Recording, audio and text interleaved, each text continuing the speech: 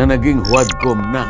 Isa kayong komite na ang tanging layunin ay magbalangkas ng mga panukalang batas. Pero ang ginagawa ninyo ay kabaligtaran sapagkat ang nagaganap sa inyong mga pagdinig ay panguusig lamang sa mga taong inaakala ninyo na nagkasala sa batas. Ito ay hindi nyo dapat gawin sapagkat ito'y saklaw na ng ating mga korte at ng ating National Prosecution Service na kinabibilangan ng mga piskalya dito sa ating bansa. Ang paulit-ulit na pag-iimbestiga ninyo sa Pangulong Duterte ay taliwas talaga sa inyong responsibilidad na mismong ang ating saligang batas ang nagtakda. Marami nang naihayag ang ating dating Pangulo ukol sa war on drugs na may kasangkot na extrajudicial killing.